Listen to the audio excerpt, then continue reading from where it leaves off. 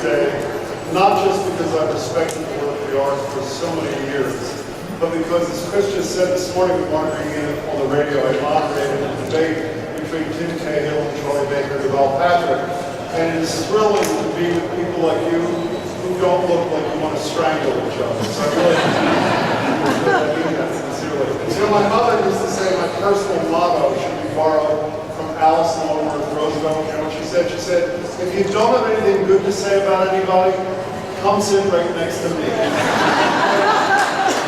my mother was still around, I would disappoint her today because I have nothing but good things to say. Distinguished Citizen Ceremony is an opportunity to applaud all kinds of ordinary people doing extraordinary things on behalf of those with disabilities.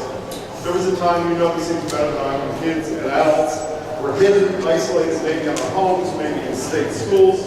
But today, I think almost everybody hopefully acknowledges that all of us, everybody, deserves to be part of our community.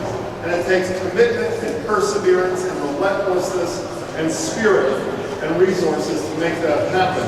And our honorees today don't just talk about progress, this is the key. They work to make it happen. And that's the mission of the ARC of Massachusetts, enhancing the lives of its constituents in their communities. The ARC has expanded opportunities through legislative and legal action, supports community organizations in providing services that make it possible for so many to thrive in their home communities. This is a very special Distinguished Citizen Award that was created by Mr. and Mrs. Dan Becker in memory of their son Michael, who exemplified the same determination and enthusiastic service as a volunteer as Donald Boyd has shown. Donald has been part of Alternative Unlimited for over 30 years. As a valued participant in Alternative, Donald has also been very involved with Uxbridge First Holiday Night Committee, both as a volunteer and as a member of the board of directors. Throughout the year, the committee sponsors a number of events to help fund the first holiday night. Donald has participated in pancake breakfast, selling sandwiches at an outdoor concert, and other events in support of the community-wide event.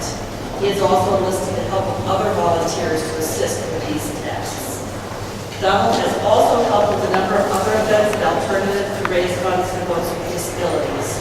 Among these, he has volunteered his time manning a stand at the Alternative Farmers Market in the summer and has participated in the annual Valley Friendship Tour. He is also part of the Blackstone Valley Self-Advocacy Committee, both teaching and learning how to be an advocate for people with disabilities. During the week, Donald is affiliated with Life Skills in Webster. He works at a nonprofit consignment shop, and prior to that, delivered Meals on Wheels. He received Alternative's Leadership Award in 2007 for his ability to motivate and inspire others. Really, his accomplishments are very, very numerous. And I have to add a little aside. Today, Donald arrived here in a limousine.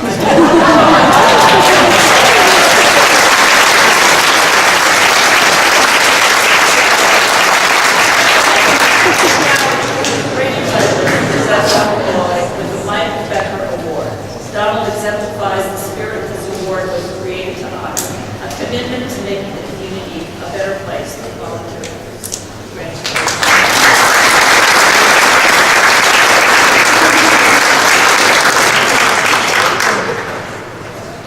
Well, I'd like to thank my family who died today, and like HB came in today, and I'm glad to see the best night for me here at home. Well, I packed up a couple of things. Thank you for this award. I'm really glad.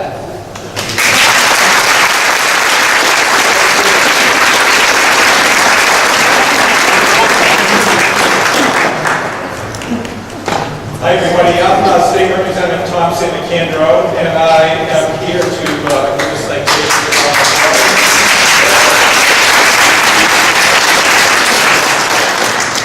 First off, I want to thank the ARC and everybody here for the work that you do for all our families to make Massachusetts a better place and a stronger place. When I have a citation here for Donald, and this is part of what's happening here is part of what we're seeing as legislators here at the State House. is we're now seeing a new wave of people with intellectual disabilities that have been given every grant of opportunity in education, in the workplace, and in a whole lot of things. So what we're now seeing is we're seeing people with intellectual disabilities organize and show up on our doorsteps as legislators here in Massachusetts. What's that cause is we've seen some changes in legislation here. We saw the change in the name of the department from a hurtful word to a respectful word of what the department actually does, provide services. We've also seen and helped eliminate the word, the R word, from all our general laws. And that again was from people with intellectual disabilities who said, hey, we don't like this. We don't want to move ahead. We've also seen people with intellectual disabilities come in and say, we want control over our lives. We want to say where we live. We want to say where we work. We're people and we have human rights and we want those rights. We're going to take those rights. And I think Donald is just one of those people, a part of this new organization that are coming here to enforce their civil rights and enforce all our civil rights. So thank you, Donald.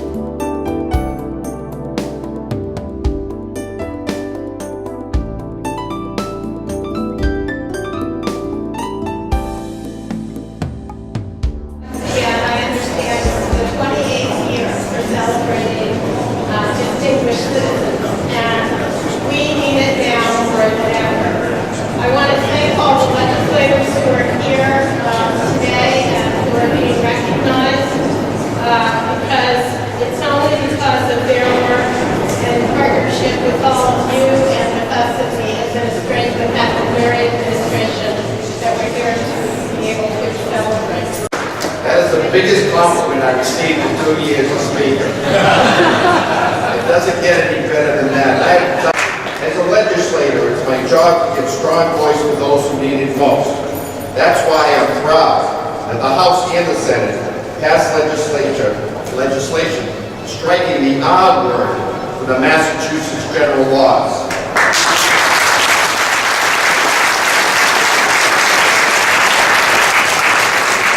It is my hope that this change will be a significant step towards creating a more respectful, welcoming environment for those with intellectual disabilities here in Massachusetts.